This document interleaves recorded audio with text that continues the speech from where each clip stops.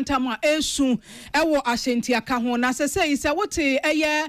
amasamai anasa nsawom na ye adwuma ewo Accra Central sen na wutua emu nsem no ye bidi nkomo enne wonwudwubre weyi ni nsem bi betodwa ewo kaseboyi emu na nsem bi etodwa na watwumu ne dts ni koso na ye kaka ye ho na watwumu na Ghana mampanyiro wura John Dramani Mahama kasa di tudwa say China fo abeboa Ghana pa ene sika be $4 billion ena oda hyenwuma mu o man mu sa na watwukro yamu mampani His Excellency John Dramani Mahama edi tudwa wo eye investment forum dwumadie no asese wo man Ghana ne China e ba be san krata bia Ghana ni edi ne ma ekwa China yanyi to bia e wo ho na watwukro yamu na Ghana mampani tudwa say na ban ne beboa ma watumpon e wasetene mu sa na watwukro mu mampani abedi achie Professor Nana Chain Opoku Agema di tudwa say wokọ Krachi West Municipality nipa mako edunsia ya wo mo kodo dane ya wo mutimi wuye no ode ya konsem koma wo mo nagina sidi aban na sinso no wode tayachi na watwi mu Ghana mampanya be di echire di tudwa say hu behia say emma wo wadwuma abanhwe ne yedi sika ehye wona funu mu ma ne wondwuma timi tumpon nipa ba kwa wo priso obetu franka wa NPP amanyoko ni dimu aye Dr. Alhaj Mahmoud Baumia na watwi mu wo se delegate se wo mo enhunu ne bere a wabre ene ne mfifire ya wasam e wa amanyoko no nto aba na fama no na watwi ko ya mu eno no nyamfo kene de Japan di tudwa se ebeto aba ye bewie na abato komisa emfa abato no sunsuanso mpie ye no ono beka se mehwa magiatum wo se wo no ensida Dr. Brian Champon na watwi mu de to NPP amanyoko no mabranim se wo mo hwe se wonno ene obi obeye kandini obeboa no apagya Ghana mabunu na watwi mu mra enamra se badwafie chairman Right Honorable Abans Mana Kingsford Badmo di tudwa se wonu mnyamfo sara adwo asafo ye to aba no e wo parliament e dia pemra se badwafie chairman no wanto ama no afenso achechefo bia no be se empim ensia ne achi ahamienu a wo ma ye adwuma so makatua maye na watwi mu education minister be cheche mu se cabinet atrase e wasasem no ho na watwi mu nso apomudin so afodi tudwa sa nurse fo aban de wonka kapere kura nkam aban be tuanyi na de ama wo aban yi si gina ye de kotu dwase sika be se 994 Ghana cedis wo de beboa ama wo ma eco senior high school form 1 no watimi dia so wo ma se na watwi mu aban ni gina sidie no ehase weyi nsem bi etodwa na watwi mu ne ditie ye besa kaka ye ho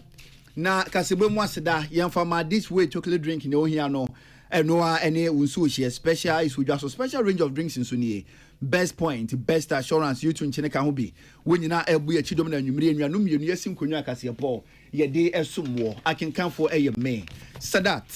Mohammed meni nana ama ano tufo afei ensem no mu nchire mu enie enkane Ghana mampanyini Dr. Alhaji Mahmoud Baumia opanyini hwe ni mu se wona wosi ahene e NPP mu besa ama ne kwan biem na wo se him franka ne mpre no so e de ama wo so no amanyoko NPP na Dr. Alhaji Mahmoud Baumia gu aprobo so na probo e de na kwakopiem e wo bunu East Mantem krefa ne tachima emu opanyini ka se me na wo chirim se NPP mu betuma yedu na NPP etima yakono 2028 omatima di 2 media free ND amanyoko ni nsemu a ade obese NPP se wonye ne se obekeka wo ho abomu otimi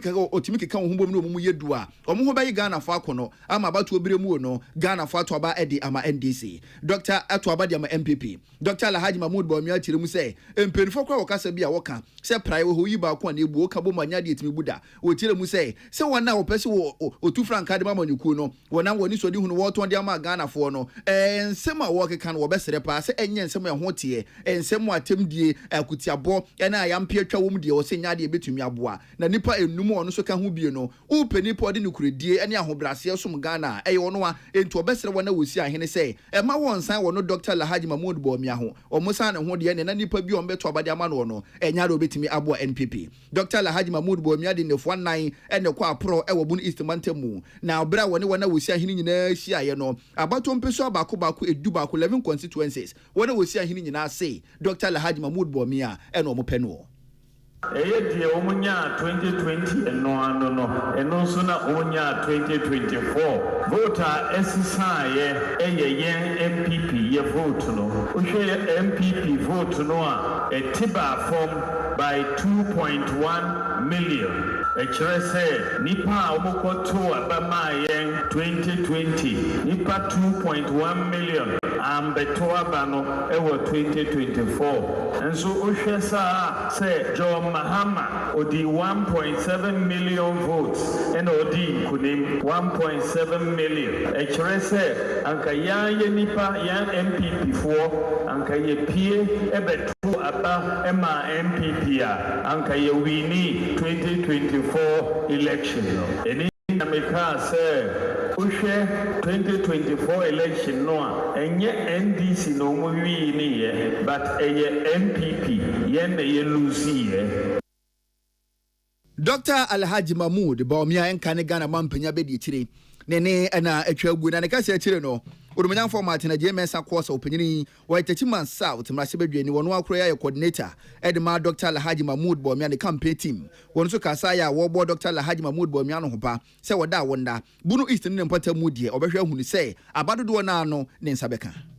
Yakoye tosha aokeka ene ani ja party for this share Dr. Bawumia e dutwam uhunu se party for nyina dodo no basi badwen se benim ba bia beko na constituency ahodo no kra e yakoye competition say afia etwam 2023 ojina ya yeto primaries Techiman South in terms of popular votes the whole country 1200 votes and now ukoba bia bebese betu Techiman South na bebe disadia no it yakoye competition na ye very encouraged about senior yesi akobunu ye kanyina ne say atemni anim anya bufuo ba be pri nyina party adehye we den ba ko ni benya ye wi ya kan ho abom ne ya adwuma enti ye de titru Techiman South enim atemni enim mpotwa enim ntokwa ye de ane say ukotu wi a ye hwe de enim Techiman South mrase bedwani Urumanya format JMS course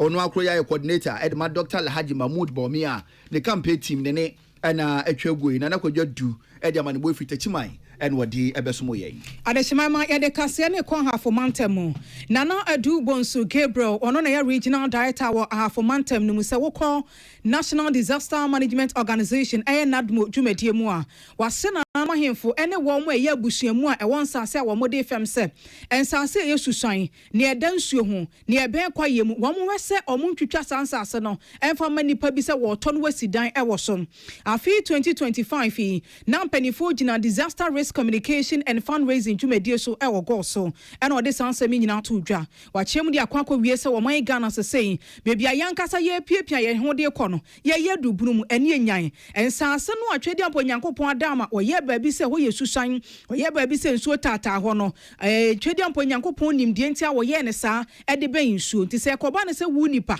wo de wo nyansa eburu nyame de so no watwa se yenye se baabi ho ye susan no yentutu ho amena ne yensi dan fa nsi mu a eka ho bi enti na se nsuo to a na ayira fa nkrofo afiefie na se bi esai wo man Ghana Japade nti won chance se saa esu ne ban bɔ ne wo betwe won ho afiri ho Atames dance and go for the assassin. It's just dika.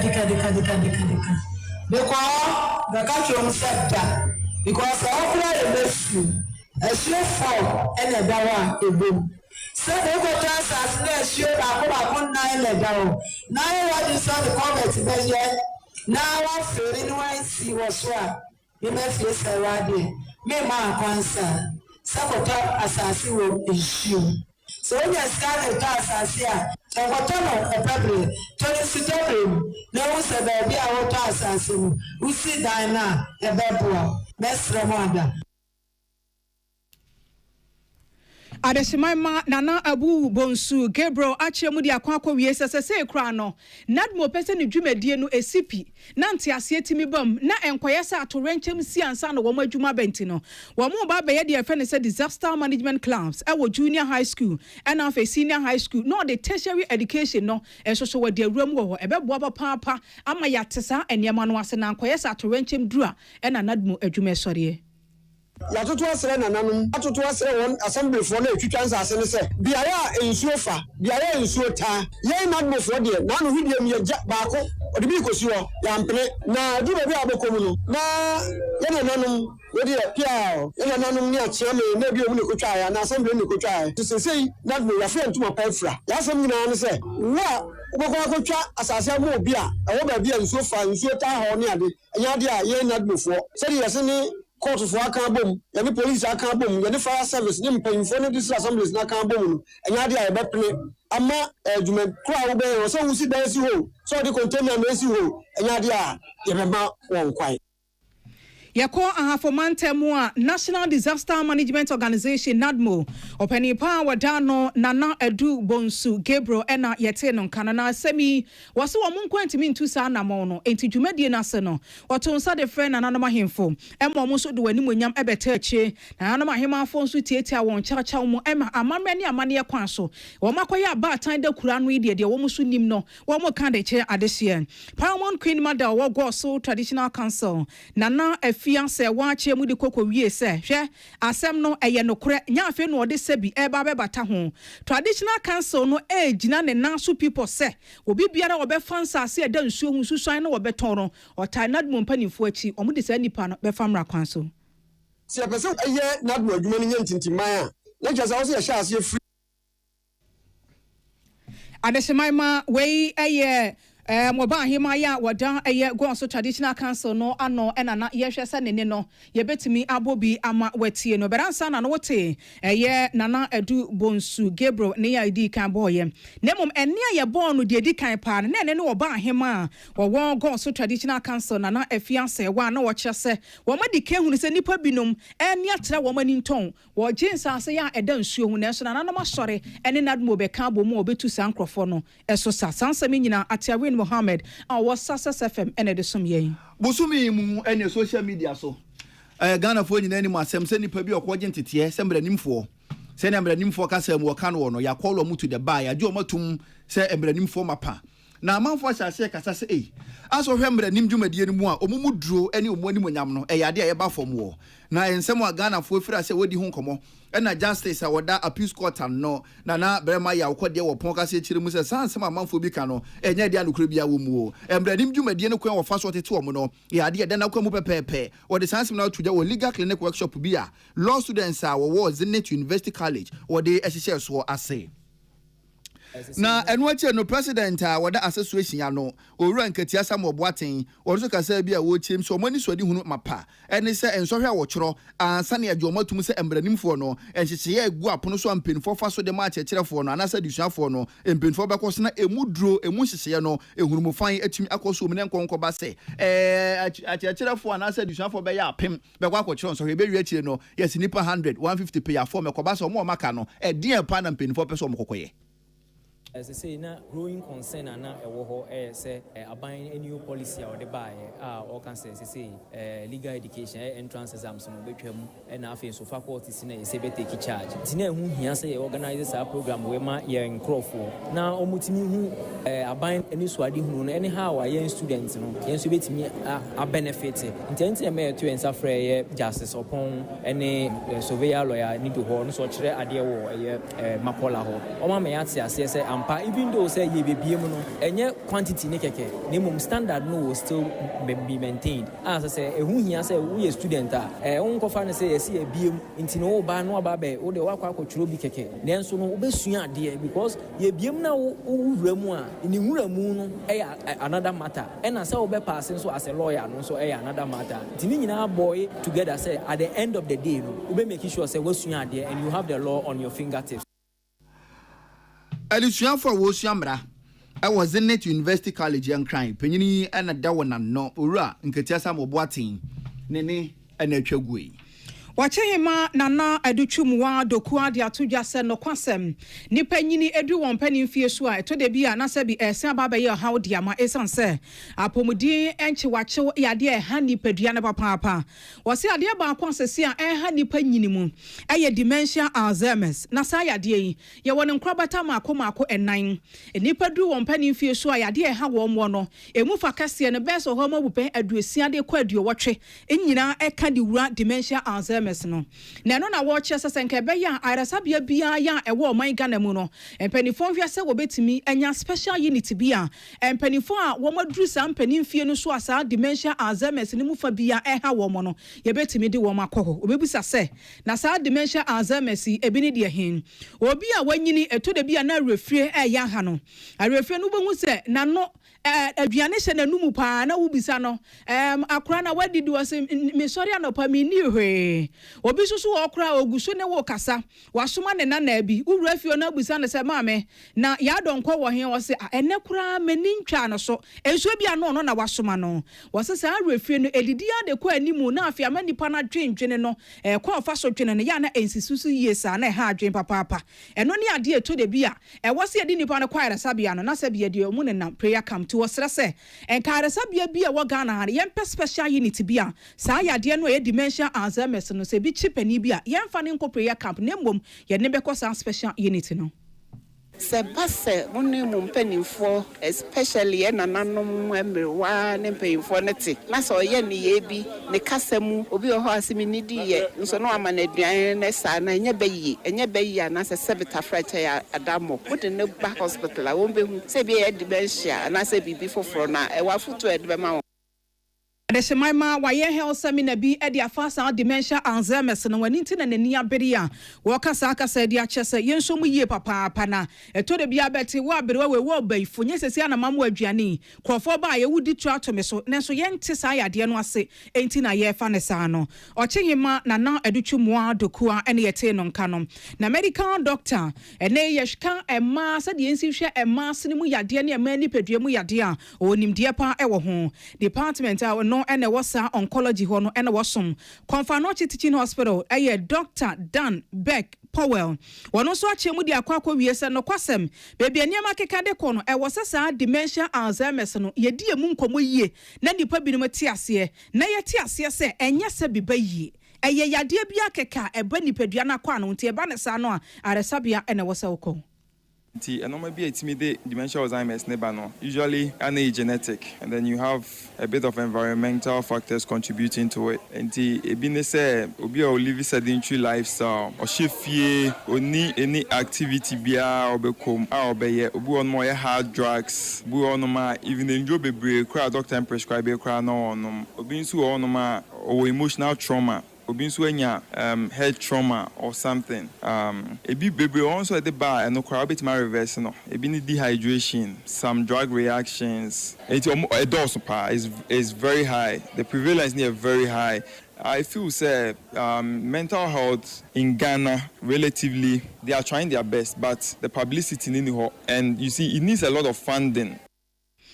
Sa and the publicity now anyone tina peace news yamane bofo Jesse Amankwa and Dr. Dan Beck Powell edi emu nkomo sa na ebe ya yenso ya bona fidikasi esu a radio stations pempemenim enenya bi ema wutie no so bete na ne wahya ase ehunu se wona na aberewa wo wofa bi a wona sabi waye mera wo hwe no no se wo hya ase de sa esu ene eban we abi adi a sabi enye bayie ne mu ayre sabia ene wo so de ne ko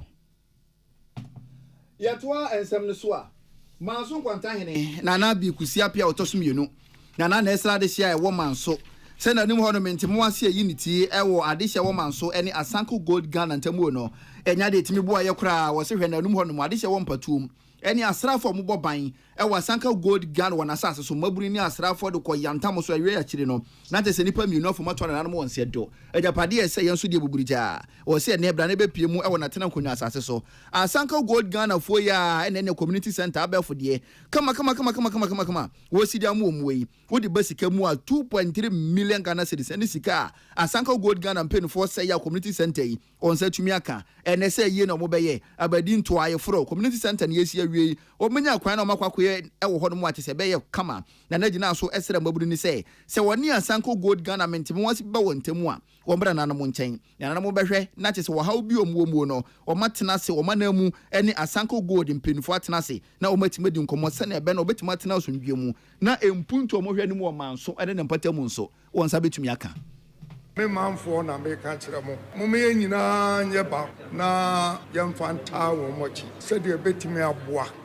amankɔ so aba yɛkɛ ahowo pii aba obi asɔ hɔ sɛ mekɔ abanseɛ wɔ adwuma ɛwɔ ha ntira enti bɛsrɛ nana wo ne wo mpanyimfoɔ na mo so moakasa kyerɛ mu nkɔfoɔ sɛ adeɛ bi wɔ wɔ mo yɛ mo nte aseɛ deɛ a momfa mmɛto yɛ de mu ɛnyɛ dede ɛgye sɛ me ma anyɛ na akɔfa nsɛm pii de aba ɛsɛ ma manso so no yɛdin no ɛnyɛ papa yie ma yɛ nipa biara no woyɛ biribiara na ɔto bo ase na ɔde abotrɛ ka ɛboa kyɛ sɛ ɔbɛyɛ kekekekeke nti bɛsrɛ adeɛ a bɔ mu yɛ a mo mpɛ biara momfa bɛtu anim disi wɔ hɔ me wɔ hɔ Nana Bikusia Pia Otosu Mienu Manson Kwantahene na Nana kasa ekyire no penya be de ekyire a wo hwe ntotoye so ewa Asanko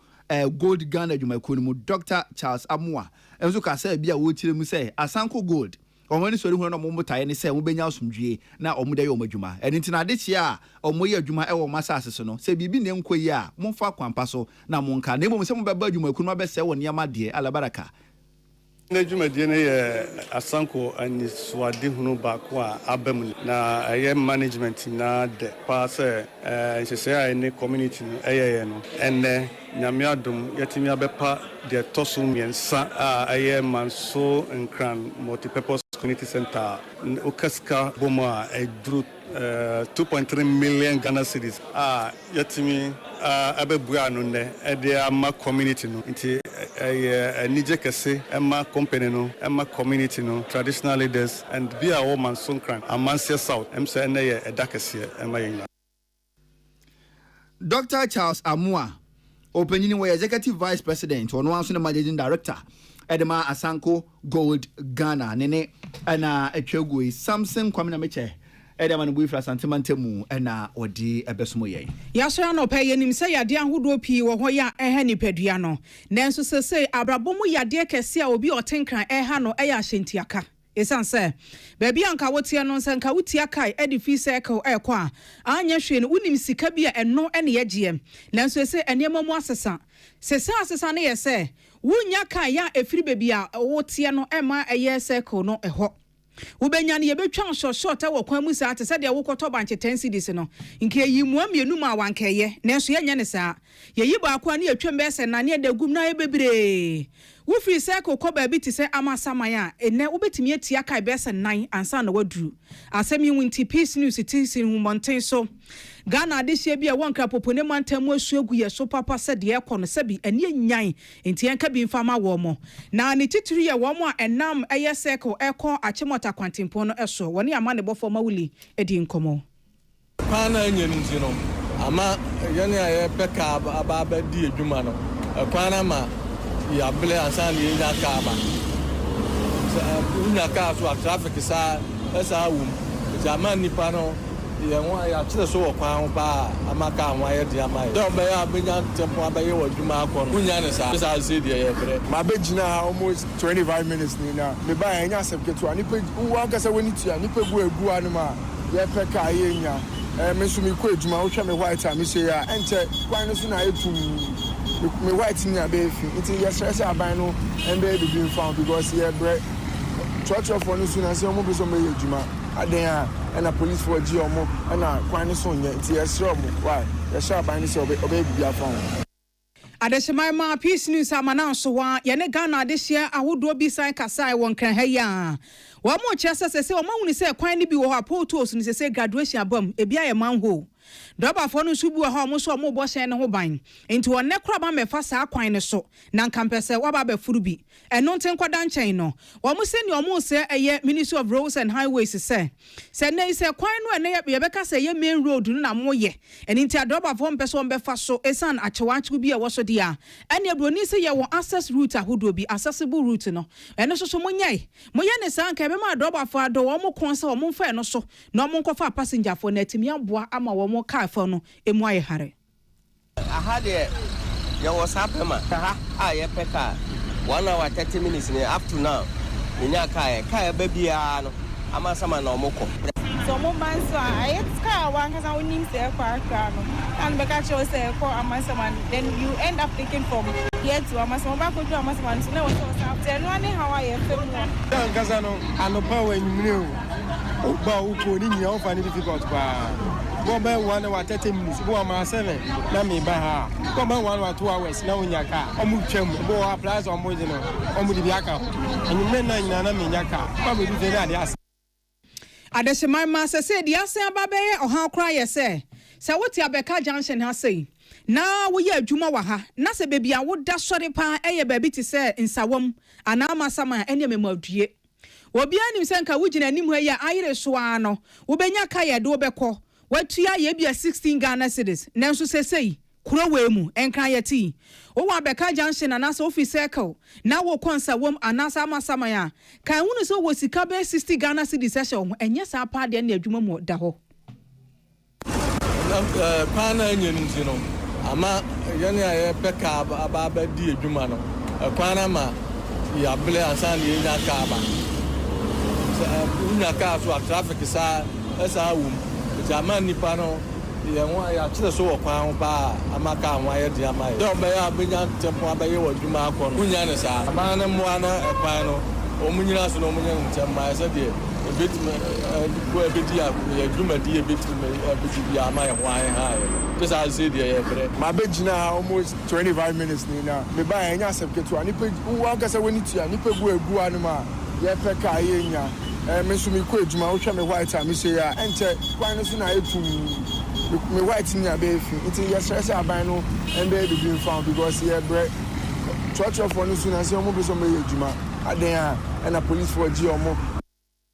Adeshima Magana this year be a one crap upuni mantama seni ani woma di nkomo e dia fa hyenti aka no ho na sese wo bi esu naniwa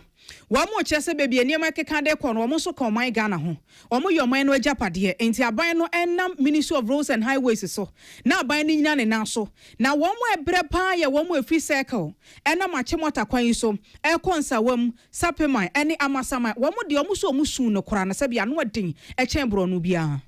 ti eno de ya humeti bebre ukopo kwase se ya amasama se ya no konsa wama fe no mo ji no enya sanke o mo ji more than adetina crab no almost 50 Ghana no 40 Ghana eko because said I was a munji straight fair no munji sound begging me soppy I think it's class 738 no kwa ka ho yede abeza aso a taxi there is a private car you are do ha already 15 series and normal sprinter no dey cancel how about boys that omo load no omo no man drivers no sika omo charge here instead of 7 no omo 10 series which well and the so ufa wa house so far o si Accra o ka wo do Accra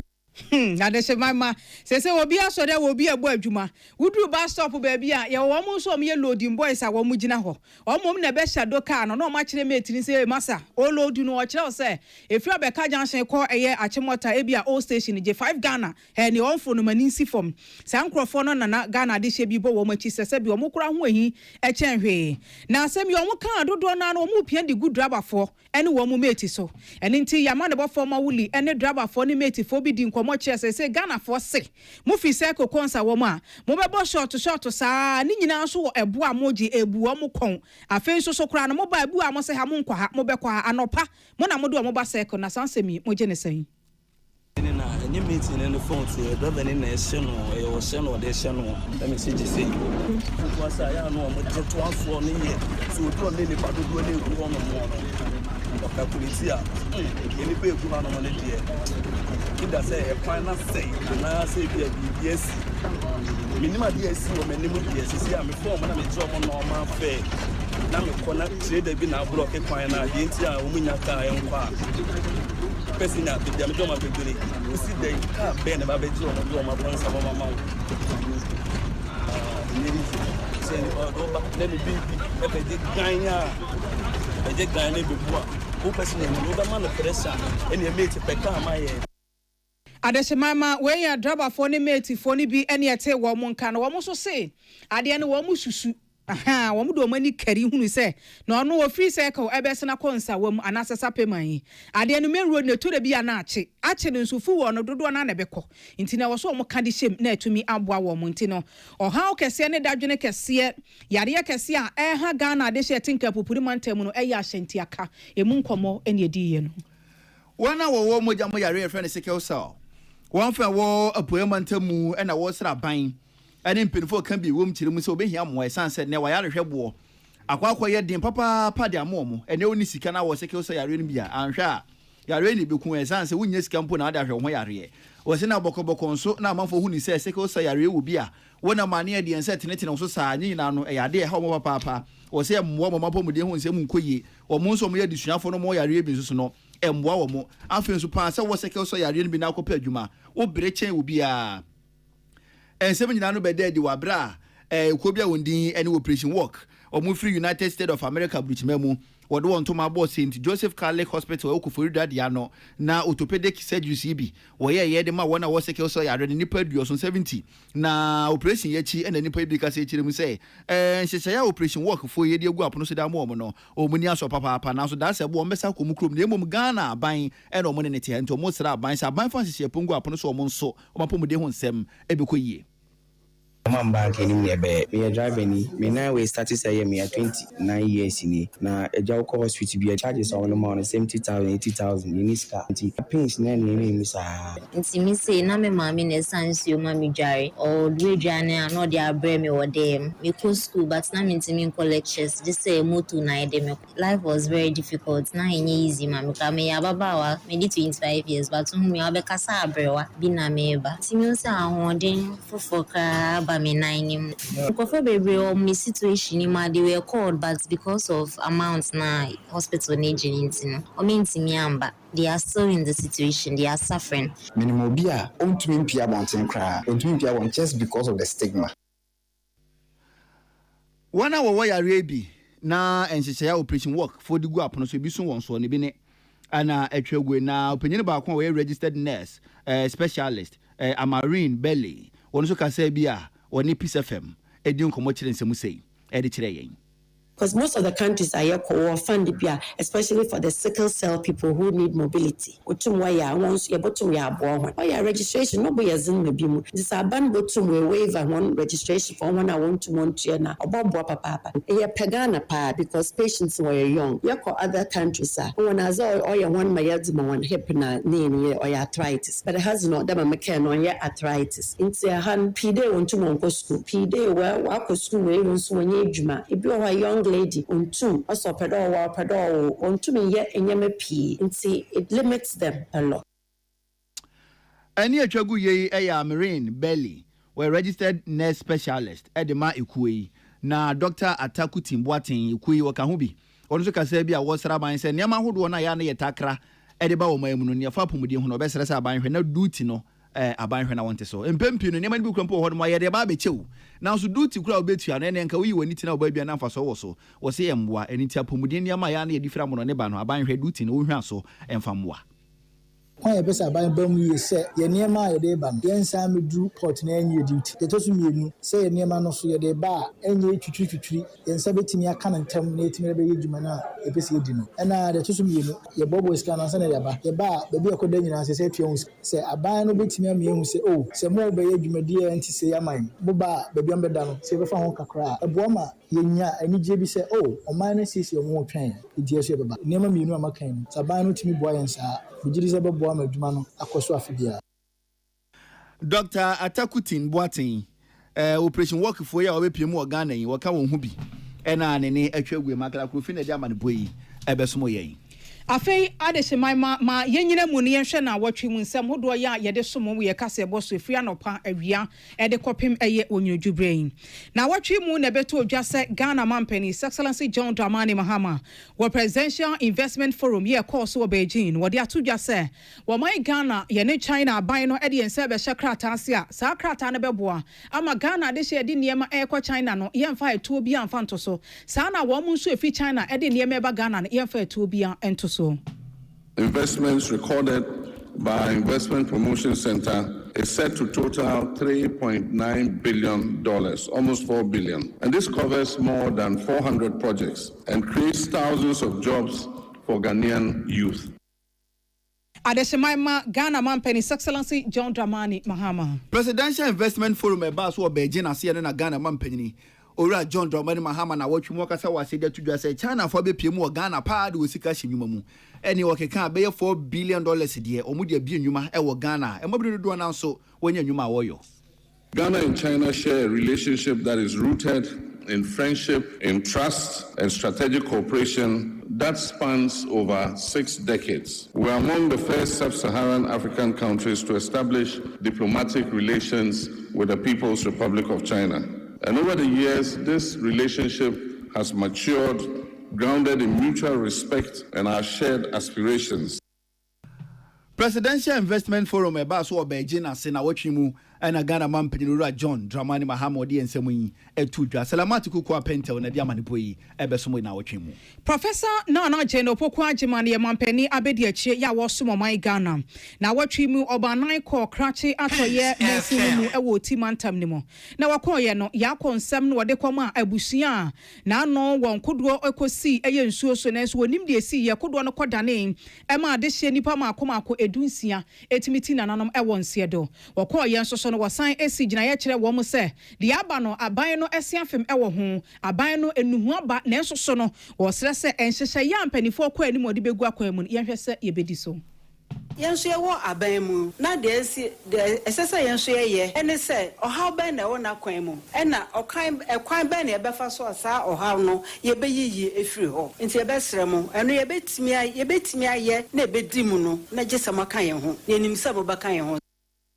Adeshemaima okoye no wamfa nsa kwa wode life jacket no best 600 ene de ekoma wo na sa ensemi ya Ghana mampeni abedi ache Professor Nana Jane Opoku Agyeman ekodru krache na wode tudwe yama ne bofo Patricia Sefa Fisher ene de ache China mampeni ni Xi Jinping ehemu de hihye so Beijing ase no Ghana mampeni owura John Dramani Mahama ne ho kani mame Lordina Mahama kupie mu ase no mampeni ka semne na wo chirim se Ghana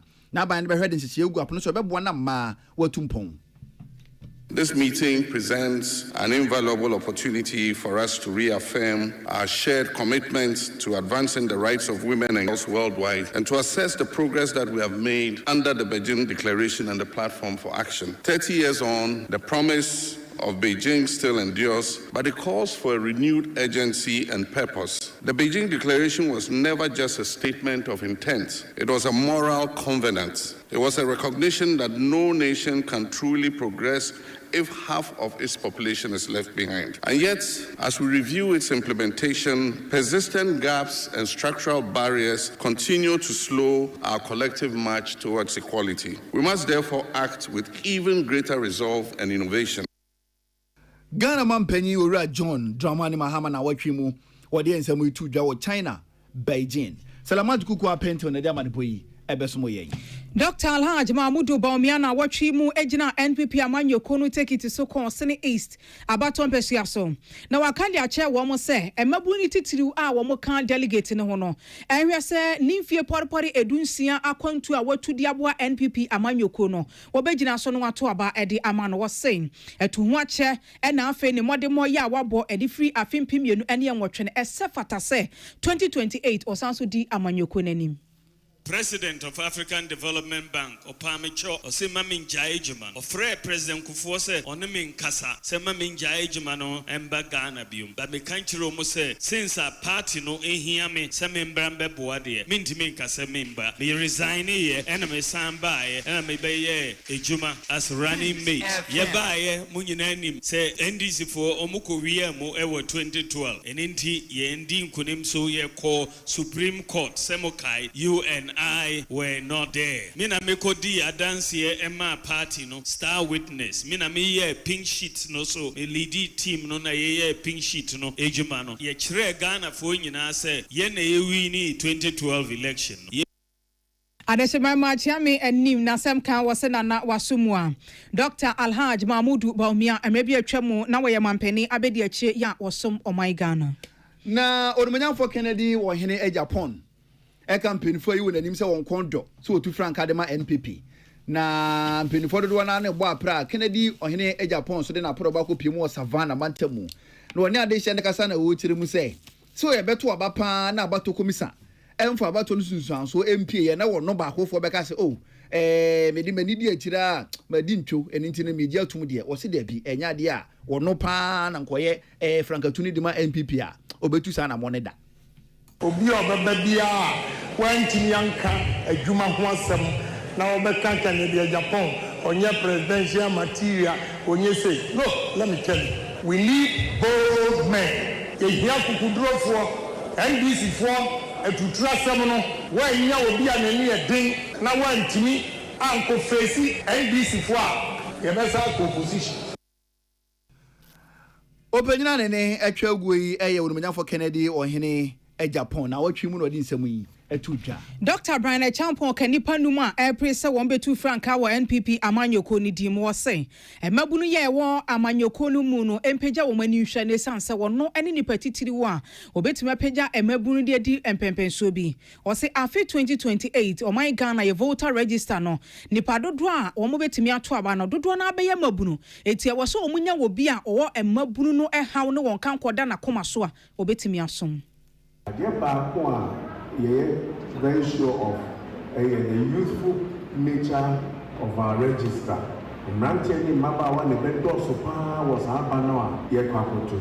Now, get back one, Mrantiano, so we actually some of say, Ubia Obitimi are inspired. Ubia the brand and a bravo waiting here Numa. Now, Olipani Bemo Obitimi are leveraging on the power of government. No, they creative jobs at the amount of one any. Adeshemaima Dr. Brian Champon na watwi mu na wo bo apro ewo okere Akuapem North any Akuapem South e de kire emabunu ni titiri wo mo delegate ne de ntia ewo so moto aba no ema no na watwi mu Apostle Joseph Kantanka na busua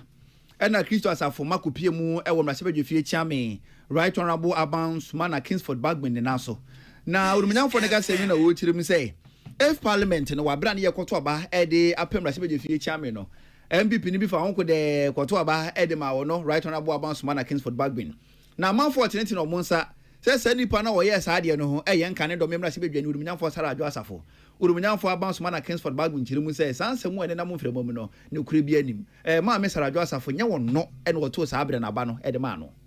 I called her my daughter because the time I used to come there she was a small girl. So I started calling her my daughter before she joined politics.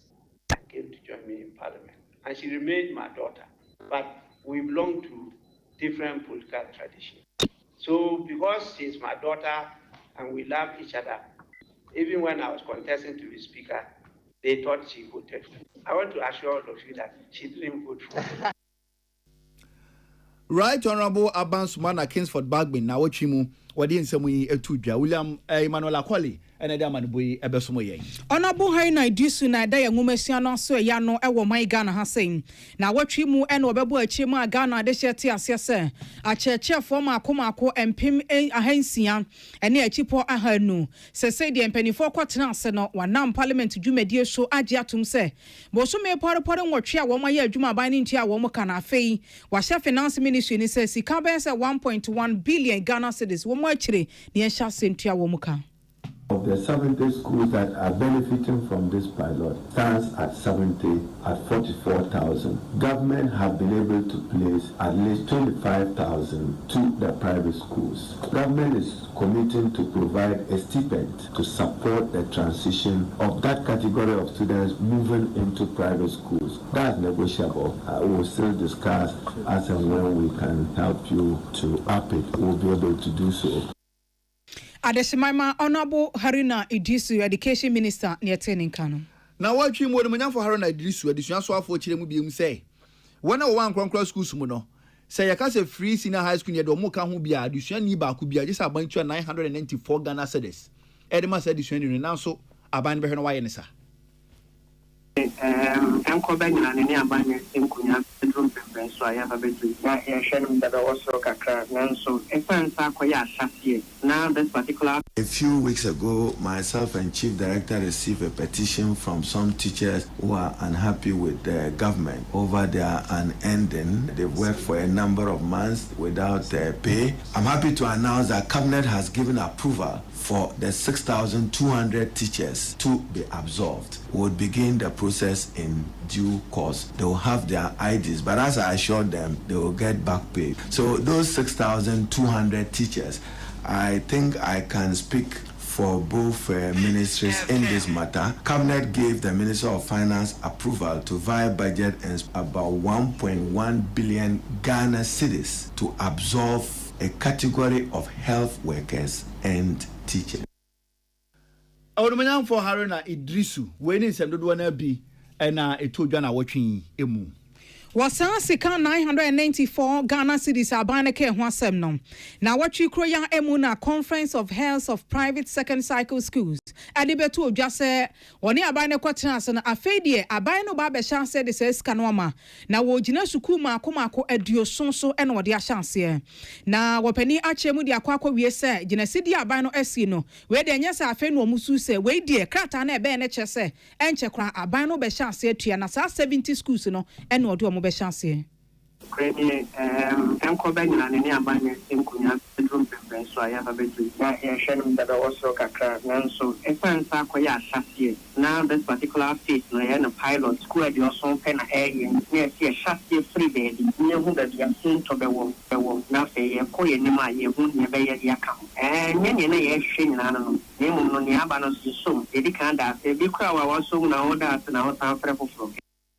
Adeshemaima, Head of Communications, Adema Conference of Heads of Private Second Cycle Schools. Ora natapali che bafo wane mami biama kwafo ene di nkomo wo peace ni so na watwimu. Na watwimu na apomuden so afo. Orumunyanfo kwara minta kan do chire mu se. Apomuden adwuma fo be 13500 ne fo munyuma musa abre na NDC omunya mfiro adwuma se. Enti ana ebesi ne dodo na na yentumi nti omuka bosome. Na so aban de sisi egu apono so anese form pim du 10,000 de ye do mato payroll so a omo maka wa akire nso aban behwe huni se ka bi aban de omo na obetua de amobo efi se aban eba aban mu apomodi aso ye no ye beto ohaw bebre ene ohaw ya ye beka ho asemi eye anese for akatua ai ebinum ensanka wo no mode ade tie ne se eba ye no in 2025 na aban dada no afa anese for any midwives for 13,500 impindu miensa ene ahanum ana yentua obi aka ndina ye ba aban mu no na ba komponi wa ye tua nika aya poso mu nyina omo ye adwuma didi mutintima yie ne se saa beye 6,500 na ye ka ho asem sisi ye no aban kese mu cabinet asigiraye si ye mpesika ye mfam tue mu nyina eka Onumunyanfo kwabra minta kan do ya pomuden so afo na watwimu wode ensem yi etudwa. Akan no ye health minister no osomomai Ghana Dr. Bernard Okoboy say wobisa NDC amanyo kweti akunya so a wo mo na esomomai Ghana wo mamuamu ise agenda 111 project no ehun sunsanso no akwa akosisen esansa sa project ifrase e wo mampendada akufu ado apen so no o wo gidie senka sa bredie e wo se aya aban wetina so no wetima ye bibi afa ho wo friends and trofo nhie modie na wobisa onabo kwabna minta akando se bema agenda 111 project no fa ho nkrata sembra hefa e na akwa koduru.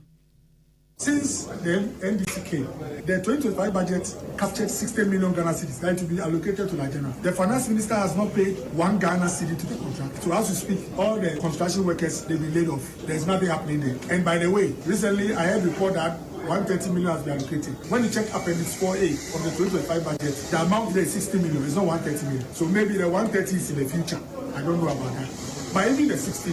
no payment. Adeshemaima Enkane now your health minister Dr. Bernard Okoboy eni etenu nkano. Na watwimu na so ye hwe asase ene obade ne patwe ho ahia so mpenifo de betu dwa se foma gudie tu enam kwapaso kon no aban ne gusu pa anya fedi agro enu ntine na watwimu blue water guard ene na amutifo bo mo homoden a nipa bi ehye kwae mu sai nsuo se otufuma gudie no okoche dodo na awura mama usi ejina so ye na mu one centrefo di nkomo. For excavators, we've got about 12 of them. Motorbikes, we've picked about 5 motorbikes, 4 excavator batteries, some computer monitors, heavy-duty water pumps, 2 of them, several fuel drums. And last week, the minister had mentioned the issue of the fuel drums, and it's a conversation that we are having with the NPA. Awura amama usi, kwanche for nkita hudie hu nsem so de ma so ye hwe asase. Eno obade ne patwe hu ahia na watwe modin nsem yi atuja na watwe kro ya mu wo man Ghana mra sebeje fie edom kuma no ne centrofo siai na wokọ edom kuma no afa ranking member ewa apomodin committee ne so eye honorable nana ayiwa fiye ogina wonua no medom kuma na mu bisa aban yi se ede na aban eye adefa eye necessary midwives a wo ma ye adwuma sombosumi bebira yentua wo ka no wo wie no ode taato se anesefo ne midwife fo no koma ento wo mu yem no mo edom kuma no wo mbesi aban yi ko so kose se obetua wo muka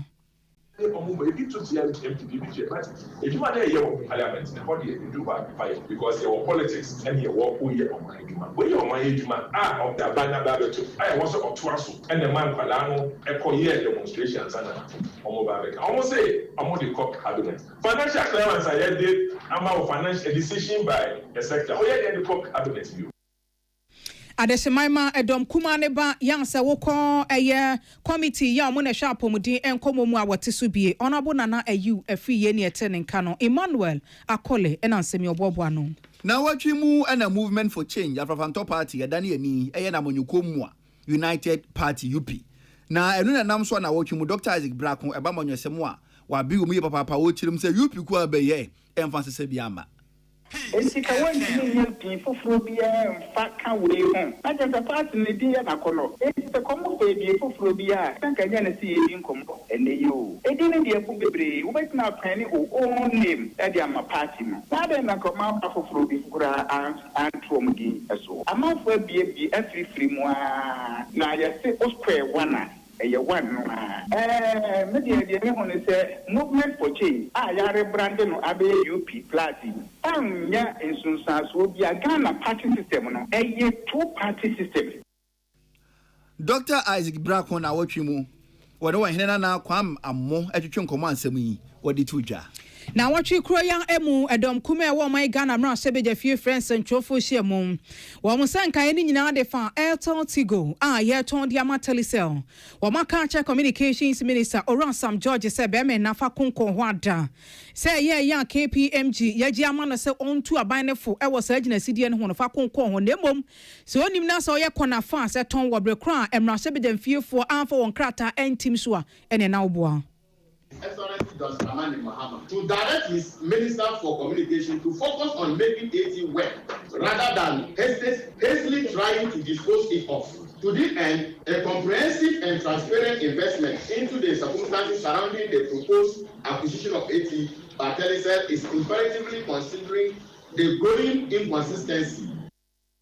Adeshima mani petini nken wonu na gina edom kuma na na mu kasa ye wo bekra omoto omonsa friends ntwofo wo mra sebeja fie ne din aye Honorable Matthew Nyindam we minority ranking member ewo Committee on Communication and Information Emmanuel Akole ene di sansem yachi na watwi mu Kumasi High Court ekwa asetena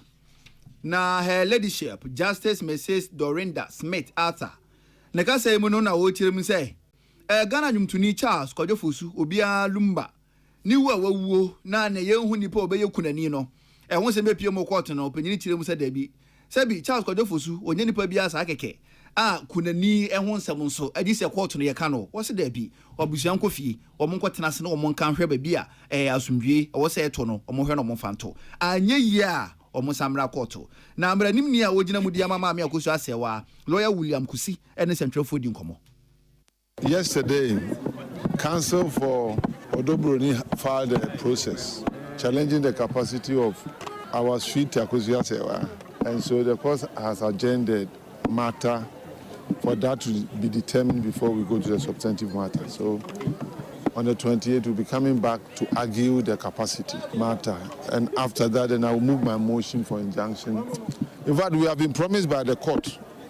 that she will set a timetable to ensure that the matter is decided upon within a very short possible time. Lawyer William Kusi nene na etwagu na watwumu na Samson Kwame Nyameche edi amaneboyi ebesomo ye Adeshima na watwi kroyemu Driver and Vehicle Licensing Authority DVLA mpanimfo ebekire yense se wo tokai na person register kwan omofa so ye no obesesa wonsa no na registration number plate na wo mode be ma no obeyese bambo fam bibia dadin afi wo hyen no soso emuduro ni sidie sigina so taachie enema bi besesa wo ho ani nyina no ebewie wo papa mu Chief Executive Edema DVLA Ora Julius Nikwe Kote echensem ni mu sei how we are going to enroll it, to let the public embrace it or reject it. As I indicated to you earlier, we've engaged most stakeholders. They are in agreement with what we are doing. We are going out to engage the public from here. And we hope the public will embrace because it is your security and my security. Etu osifa hye wo team se sansa kraye afim pimienu ene aduonu nsia April busu minimum ene wo be chance na agya watumi atoto enema sa. Chief Executive Officer Adema DVLA Ora Julius Nikwe Konte Yamane bofo Naomi Obenewa ene bobo ansemiano. Na watwi mu ana chochorofo abedi ekire. Edema T suku no Dr. Kwabena Akon otu. Openyine kasa asra ban se LI 2462 na ema nipa bi ho kwan. Ma otimi wura kwaye mu kotufu ma agudie no. Aban hwe no wonyi firi ho na bra na aban kora no. Omonya mban no moka kire Ghana for some bombe ye firi ho. Nti adan nti na nema ba ni ye no. Akoye mo yasa. Ano de esese kwan bia so sa airline ye repeal. Na so be kai a emse be afini na yes strike no. Peace for dana ye call of the strike, ye suspended strike. Sadana nkese na ban na dada no ho no. Emma ye letter on green letter na yom the Free Jubilee House no. And in the letter the president kachire say was suspended that airline. Na or chance parliament bishia na ya revoke no completely. Up to date. Chochorofo abedi ekire de TUC Dr. Kwabena Akon otu nene ena na wotwi etwegu odi nsamutuja. Na watwi kro ya mu no galamse ho enkomo baaye. University Teachers Association of Ghana UTAG womo president Okojina Kwame Nkrumah University of Science and Technology Edin Sembi to dwase. Se galamse no aye kan ho asem no ase ko ase enko ya ase ginhini ase ye kan ase ye kan ye no kure womo ye se ya mamre mu atene a eya to ape ene ye mpanimfo bi entumi nsekire enka no kure no ne titiru na amasesei emebu no eya aginsemo ene se ye kan sansem ne so ani nyina ye kan ne de amanyosem abata ho ne no kura ka ho bi ene edi yewu Gana pe kona ina yinim no yakwa ese ye ni nkunim na wo hwehwe mu a ina agye to say politician for no mudi ba kotin ano de because no doubt about that but ye bo politician for na chi no timam for se ye hwe yemu ase o timam for ni mu a no wo se sa timam for no so yensu ban bi eso ka ho a emma politician for na kono mo so kono obu ni nkunim and say last week maami bi a wo ye ohene wo western start wo baby so no atimi agina ne na so aka se on pe galamsey Nimpesuaso ewo ho na wa anyi sika na eno kire wo se be bia galamsey enso ewo bia no mpanyimfo na ewo ho no henene na hemfo no mka ne ho no omo so agi sika no eno tema galamsey ekoso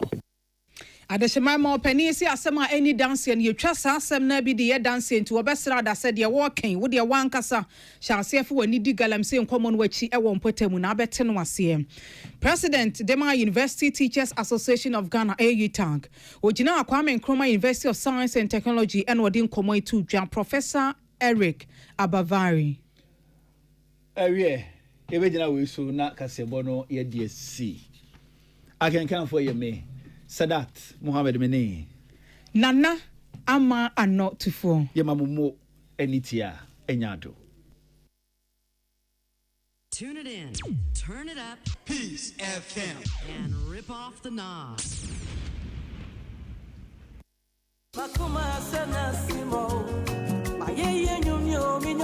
On Sunday, the 2nd of November, at the Accra International Conference Center, grace will overflow like never before. The Floral Made by Grace Concert Season 4, the Overflowing Grace Experience, with PSC Esther, alongside Joe Metal, Ohima Messi, Obapa Christie, Kofi Owusu-Pepra, Kwekute, the PIWC, TNS, and Cindy Thompson. Gates open at 4 p.m. Event begins at 5 p.m. prompt. Step into an atmosphere of beauty, reverence, and supernatural grace. Admission is free, but the encounter is priceless. The Floral Made by Grace Concert, where beauty meets the supernatural and grace overflows. Sponsors: Flora, Tango, Top Choco, BH Minerals, Rhythms Africa, Las Palmas, Timeline Creatives, Gospel 360 Africa. Media partners: Footprint, Praise TV, Despite, Multimedia,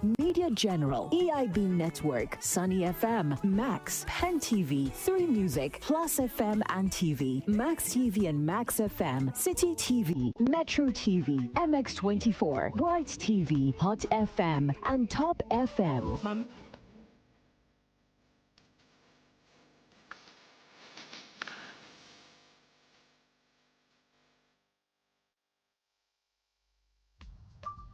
Guys, let me tell you the story of my Awade Jollof. Mommy had to travel, and guess who she left in charge? My sister, Ifia. I nearly cried. Then Mommy gave her Gino Jollof tomato mix and whispered like a ninja. You know our secret, right? If you went online looking for recipes, I said yeah, but when she started cooking, the aroma, then I tasted it. Gino Jollof, so cool. Then our day came, my friends tasted my jollof. What is going on here?